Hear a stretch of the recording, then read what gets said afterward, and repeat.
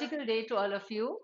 And 5th of February, जनवरी खत्म हुआ, फरवरी के भी 5 दिन निकल गए. मतलब how soon the time flies, how quick actually. So फरवरी है तो बजट का तो मतलब ऐसा माहौल बन जाता है बजट का, जहां देखो न्यूज़पेपर्स में हम बजट के बारे में पढ़ते हैं. लेकिन अब एक और चीज चल रही है साइमल्टेनियसली. ऐसे तो बहुत सारी चीजें चल रही हैं, लेकिन we have been reading about the Trump, what he is going to do, or what he has done, or what he has said, and what will be the uh, repercussions, you can say, or what will be the consequences, you can say. कि आगे और क्या होगा, ठीक है. And of course, it is going to affect the rest of the world only. So let us see now RBI's next move. This is on the Indian rupee. और Indian rupee का एक और वो था कि let it fall. Let it fall मतलब आप उसको कुछ रोकने के लिए कुछ करो मत, जाने दो उसे, इस हिसाब से था. This was on the online link there, ठीक है. उसका जो ई पेपर था उसमें था ये. Let us read this now. So in recent days, the rupee has come under increased pressure, but the Indian currency is no exception, right? So Indian currency is no exception. तो मतलब ये भी increased pressure में तो है ही सही. Now, US President Donald Trump's executive orders imposing additional tariffs on Canada, Mexico, and China have roiled markets. On Monday, investor sentiment soared in most markets across the world. यहाँ से हमें समझ में आ जाएगा कि ये इन्होंने इम्पोज अगर किया है एडिशनल टैरिफ्स, तो इससे क्या होगा. इससे इन कंट्रीज को प्रॉब्लम तो होगी, इससे उससे मार्केट्स में भी उथल पुथल हो जाएगी. सो major currencies across the world and major currencies were strained. The Sensex ended the day down 0.4%, while the rupee fell to an all-time low of 87.29 against the dollar during the day, closing at 87.19. So again, this is the data. पर ये वाला जो है ना exchange rate, ये हमें ध्यान में रखना चाहिए कि रुपी और इसका डॉलर का जो एक्सचेंज रेट है वो कितना कैसे बढ़ता जाता है, कितना कम होता है और कब होता है. On Tuesday, some of the lost ground was regained. Some of the lost ground was regained मतलब थोड़ा सा जैसे वो डिक्लाइन हुआ था, फिर इसके बाद थोड़ा सा राइज हुआ, तो थोड़ा बराबर हुआ है. The Sensex rose 1.8%, while the rupee ended in the day around 87.07. तो 87.29 था ऑल टाइम लो, फिर 87.19 हुआ तो थोड़ा सा बेटर हुआ, फिर 87.07 हुआ तो थोड़ा सा और उसने रीगेन कर लिया grounds. Investors are however bracing themselves for a period of uncertainty. Right. So now this is what the action was. This is what the consequence was. The consequence for the action. And then this becomes the major point. और point इसकी कहाँ से हमें पता चली, एक यहाँ पर था इन्वेस्टर सेंटिमेंट्स, ठीक है, और दूसरा ये पीरियड ऑफ अनसर्टेनिटी. तो अनसर्टेनिटी की वजह से इन्वेस्टर्स भी थोड़े से चौकन्ने रह गए हैं. They are however bracing themselves for a period of uncertainty, means preparing themselves or being ready for this period of uncertainty. Now, it is difficult to see how this trade war will play out. Trump has now decided to delay the imposition of tariffs on both Mexico and Canada for 1 month after speaking with the leaders of the two countries and extracting concessions. Concessions ले ली, लेकिन अभी उन्होंने कहा कि ठीक है, मैं अभी जो भी सोच रहा हूँ उसको इम्प्लीमेंट करने में मैं अभी 1 महीना और लूंगा, उसके बाद इम्प्लीमेंट करेंगे, तब तक मैं इनके हेड्स के साथ बात कर लेता हूँ. तो देखते हैं मतलब वो क्या ही कर रहे हैं. However, on Tuesday, China announced tariffs on select imports from the US beginning February 10. अब पलटवार पलटवार रहा चाइना का. चाइना ने तो कर ही लिया, इनको बाकी बचे मेक्सिको और कनाडा. ठीक है, वर्ल्ड मैप है तो कनाडा ऊपर मेक्सिको नीचे, तो है तो नहीं बस ये यूएसए के. तो उनसे तो अभी 1 महीने का उनको मतलब इम्प्लीमेंट करने से they have said the fine will implement it after 1 year, sorry 1 month. But then China immediately came up with the counter attack, and that was, it came up with increased the tariffs or announced tariffs on select imports from the US beginning February 10th. Now, Trump has now indicated that the EU could be the next target. So, Mexico, Canada, China, अब EU. During this period of unpredictability, preference for a safe haven, the dollar will only increase. Safe haven मतलब हाँ इसे कोई नुकसान नहीं पहुंचने वाला है, बाकी सबकी करेंसीज तो जाएंगी नीचे, लेकिन डॉलर नहीं जाएगा नीचे, right? So this is going to increase. Uncertainty over Trump's policies may also force the US Federal Reserve to keep rates unchanged in the near term. This will only strengthen the dollar. If the rates are unchanged, that means again signs are there that the dollar is going to increase, so the rupee is going to fall.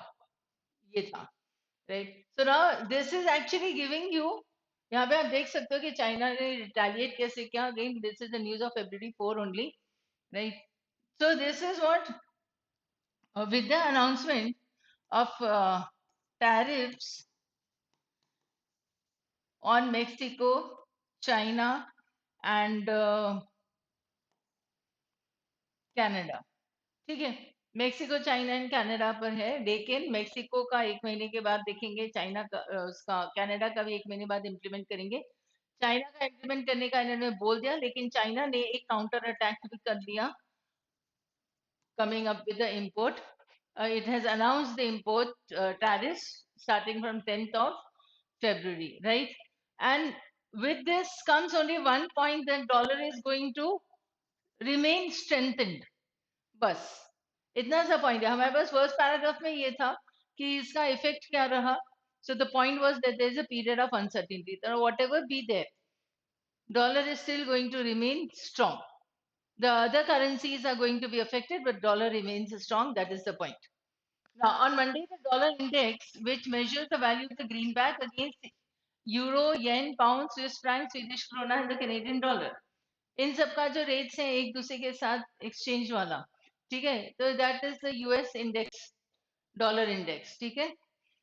So this value of the greenback rose to 109.84, up 1.24%. Even as on Tuesday, it was hovering around 108.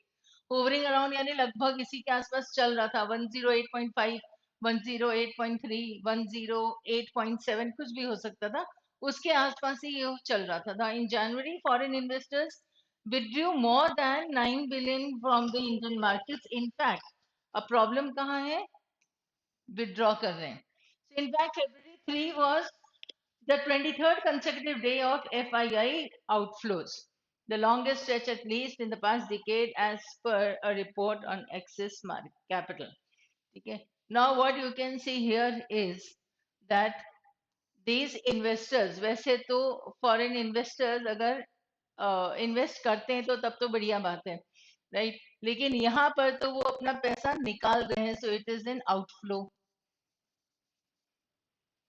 And this has been for the 23rd consecutive days. Matlab, there are, what is going on in the market is that this dollar index is actually having, or dollar is having an effect on the rest of the currencies.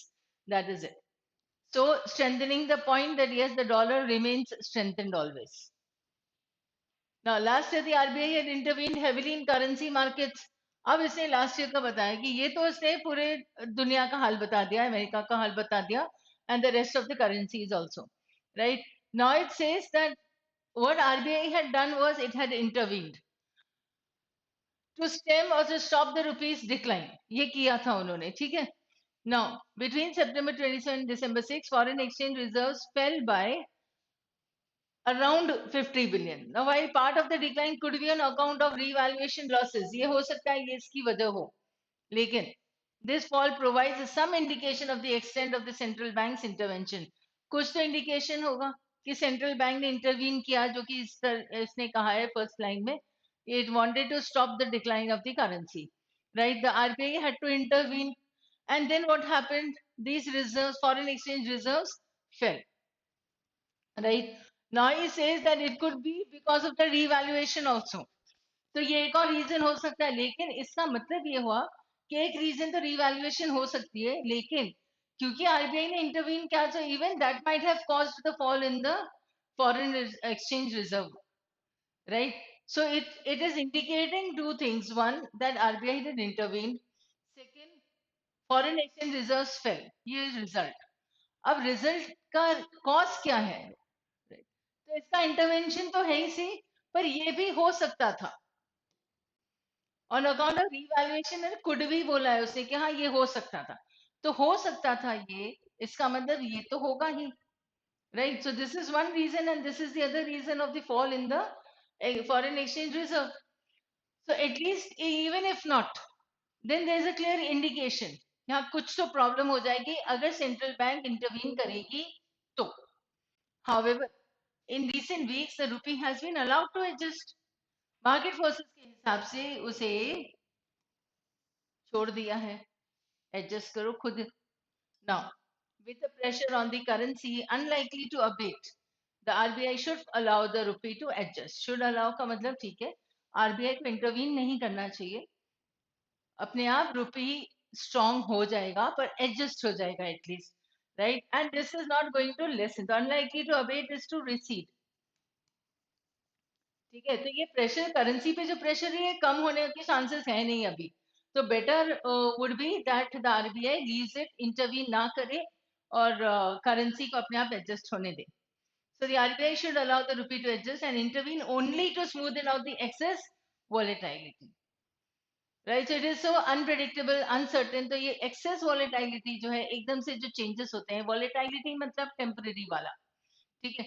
तो एकदम से जो changes होते हैं उन्हें handle करने के लिए, उसे smoothen out, iron out करने के लिए तब intervene करना चाहिए RBI को. Otherwise अभी तो let the currency work on its own, let it adjust itself according to the world. This is what he is saying. It should allow the currency to adjust.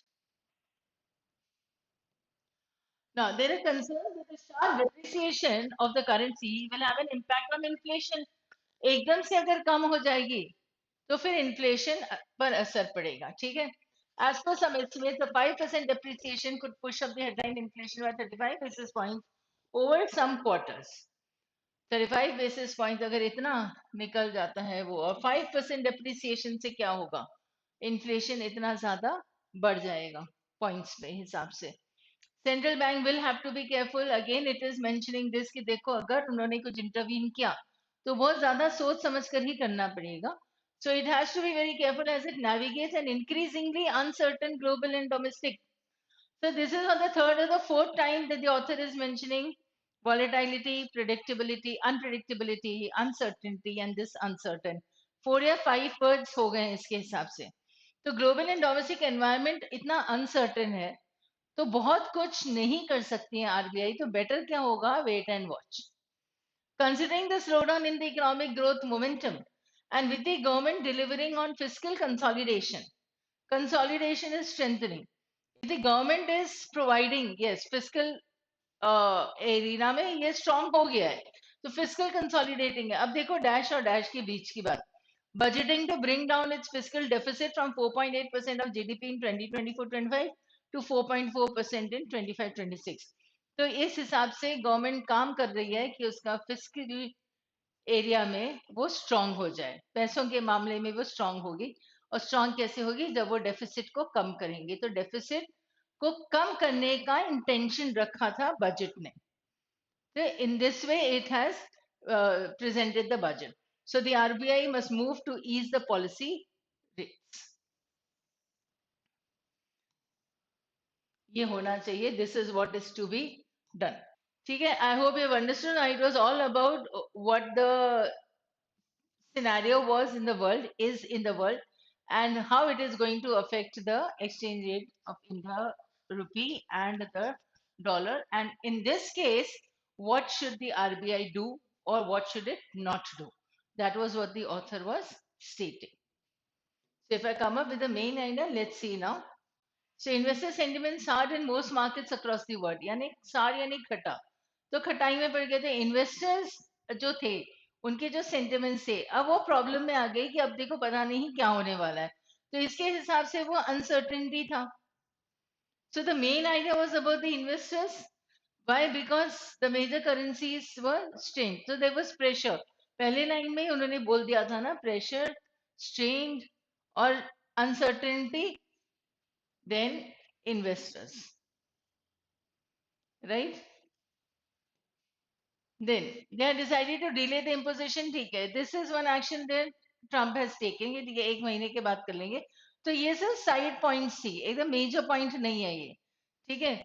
अब इससे क्या है, EU पे भी जा सकते हैं, मतलब ये अभी चल रहा है, तो दिस इज एन इंडिकेशन कि सिनेरियो भी ऐसा ही रहने वाला है कि पता नहीं ट्रम्प जी क्या कर देंगे अभी।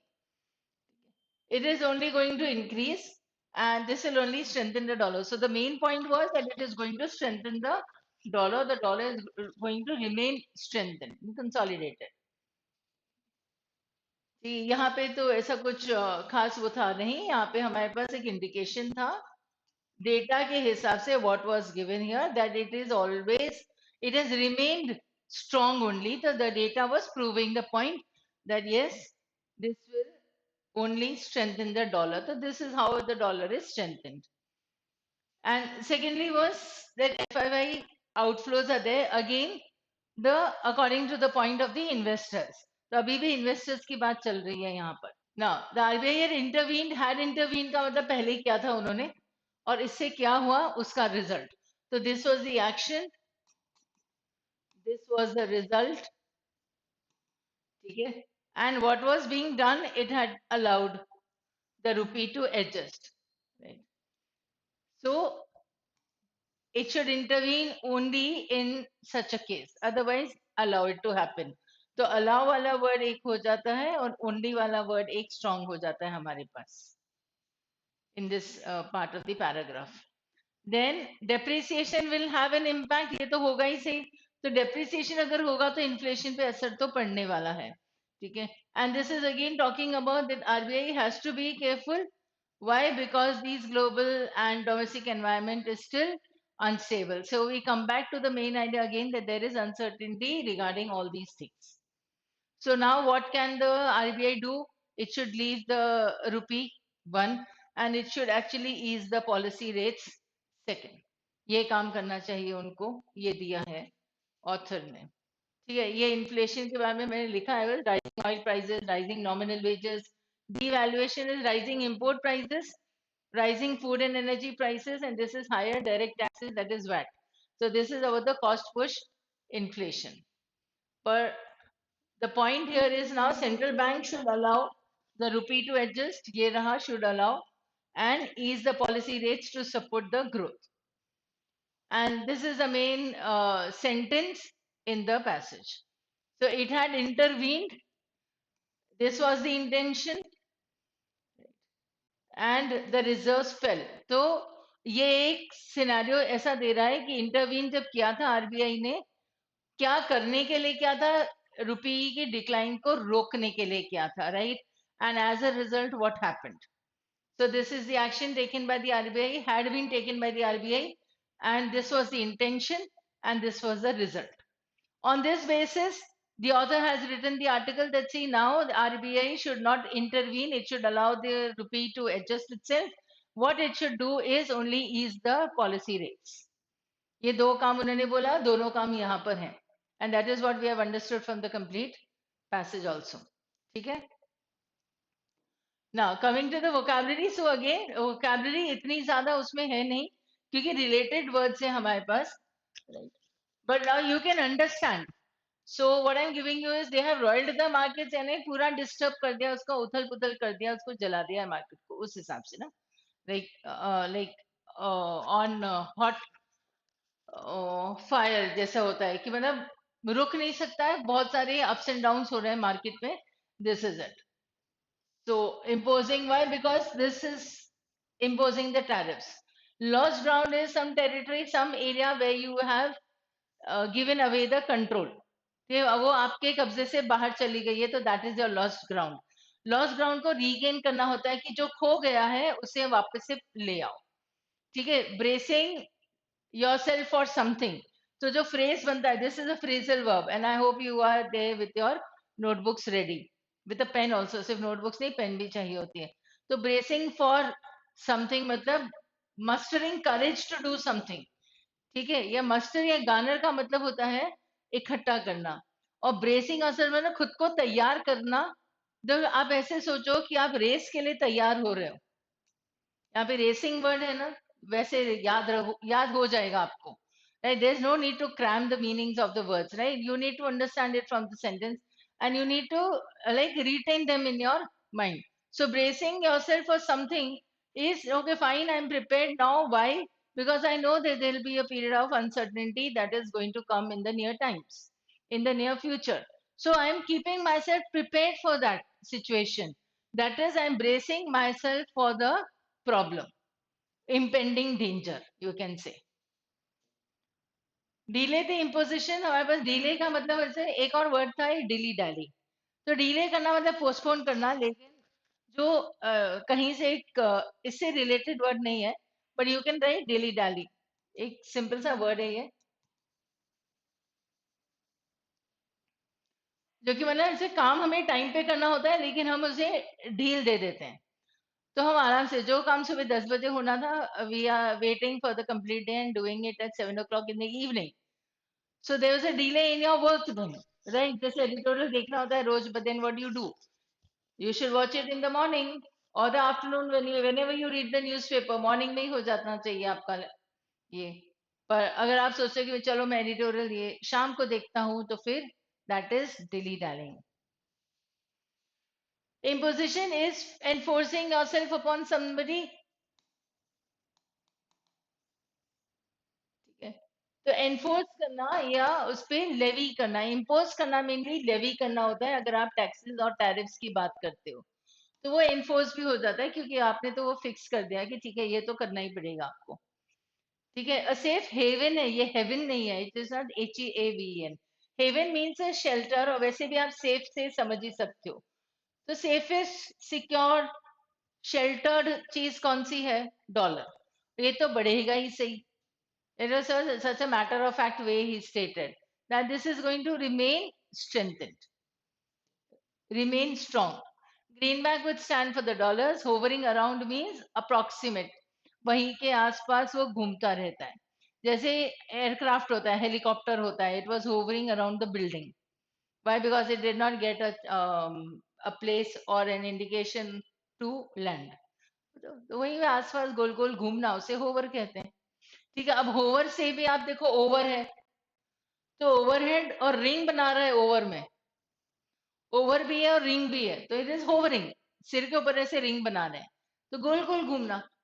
You can come up with like any word, you can relate to something very weird also. No problem. आपका काम तो यही है कि जो आप पढ़ोगे आपको वो वर्ड दिमाग में रहे. याद करना नहीं है, याद रखना है या याद रहे. In that way you need to read. So यहाँ पे ऐसे कोई वो नहीं, but intervention I had given you the other day. Inter was a word that is in between. ठीक है, तो इस पे आप कर सकते हैं काम. वॉलेटाइलिटी या वॉलेटाइल हम उसको बोलेंगे. चलो I give you words for this. ठीक है, volatile is something that is mercurial, कुछ ही समय के लिए रहना. तो that means temporary. I give you a few words yesterday with grandiloquent and pompous and all. अभी आप ये वाले वर्ड्स लिखो जो कि शॉर्ट लिव्ड के हिसाब से हैं. आप उसे हमेशा मार्केट से रिलेट मत करना. Right? So these words mean, the basic meaning of these words is to be short lived, for a short time. Now, for a short time could be a fleeting glance also, right? It could be a temporary job. Mercurial or volatile is something that changes its state very quickly, right? In the same way, you have the word transient. ठीक है, अपने signed अपना जो state है वो बहुत जल्दी change कर लेता है. ट्रांस मतलब एक जगह से दूसरी जगह जाना. इन दैट वे, तो transited changes from a solid to a liquid state और a liquid to a gaseous state बहुत जल्दी. और solid to a gaseous state ये भी हो सकता है, तो वो वॉलेटाइल हो जाता है. ठीक है, तो ये changing very quickly. So then there is evanescent also. Effervescent हो सकता है, इवानेसेंट हो सकता है, एफिमेरल होता है. You can write this word too. So these words that I am giving you here, all of them would mean to be short-lived. कुछ ही समय की बात होती है और बहुत जल्दी चेंज हो जाना, ये होता है इसका meaning. Related to different things, different words will be used, but the basic meaning will still remain the same, right? Depreciation का opposite appreciation होता है. अब अप्रिसिएशन का मतलब ये नहीं कि आपने कोई प्रोजेक्ट बना लिया तो आपको अप्रूव कर लिया प्रोजेक्ट, तो it was an appreciation letter that you got. हाँ, appreciation is something that is increasing in value, depreciation is something that is decreasing in value. इस हिसाब से भी हम appreciation समझ सकते हैं. ठीक है. कंसोलिडेटिंग में आपके पास दो वर्ड्स हैं, सॉलिड और कॉन. तो कॉन का मतलब होता है ज्वाइनिंग और टुगेदर. ठीक है, इसके जैसे मीनिंग लिख लो आप, कौन का मीनिंग का है, and then your task now कौन से रिलेटेड वर्ड्स आप लिख सकते हो आराम से, बहुत सारे मिलेंगे, बट कौन should be used as a prefix. ठीक है. And solid of course you have this word here, the consolidate means to strengthen. Now I am giving you the meaning of consolidation. It is to strengthen and to fortify. तो consolidation is fortification. ये strengthening कर लो आप. Fortification, you are making something strong, right? So the meaning of consolidation is fortification. अब fortification में fort word को किले के साथ relate करो तो समझ में आ जाएगा कि fort यानी किला, और किला हमेशा strong होता था. तो fortify करना किसी चीज को मतलब मुझे strong कर देना होता है. ठीक है. हाँ, फिस्कल डेफिसिट और जीडीपी मैंने मार्क किया है. उसका रीजन ये है कि आपको आज की तारीख में थोड़ा बहुत पढ़ना पड़ेगा. सारी चीजें नहीं, थोड़ी सी. राइट ना, सी, यूनियन बजट है, gross domestic product, this is GDP, what all is included. Government investments होते हैं, वो इंक्लूड हो जाएगा. इम्पोर्ट्स हो जाते हैं, माइनस एक्सपोर्ट्स होंगे, जो भी होता है. exports minus imports है, imports minus exports है, whatever it is, right? You need to understand what GDP is, the gross domestic product. Direct and indirect taxes, I know most of you would have read it, उनको पता भी होगा, पूरा commerce में उन्होंने यही पढ़ा है. फिर भी एक बार एक नजर देख लेना, so that it would be a quick revision कि डायरेक्ट टैक्सेस में क्या क्या टैक्स आते हैं और इनडायरेक्ट टैक्सेस में क्या क्या आते हैं. ठीक है. और जिन्होंने नहीं पढ़ा हुआ है तो kindly read a little on these topics. I am not saying that read all the topics today, no. My suggestion is that you note down all these words related to economics. ठीक है. और एक साथ जब आप पढ़ोगे ना, दो दो तीन तीन करके आप पढ़ लो, नो प्रॉब्लम, क्योंकि बजट का महीना है. तो फिस्कल डेफिसिट क्या होता है ये पता होना चाहिए. It could be a small paragraph that you are reading, simplify it, right. Fiscal policy, ये जो बजट गिविंग था फिस्कल पॉलिसी में आएगा. मॉनेटरी पॉलिसी जो आरबीआई हर 2 महीने में करती है, कमिटी बिठाती है, और फिर वो जो जो अभी हमने देखा था to ease the policy rates and all, ये सब मॉनेटरी पॉलिसी में आएगा. तो we need to read that also. ठीक है. तो ये थोड़ा सा पता होना चाहिए. इन्फ्लेशन क्या होता है, आरबीआई उसे कैसे स्टेप्स लेके, what measures it takes to control the inflation, and simultaneously you can read about deflation also, because then what will RBI do to control the deflation also.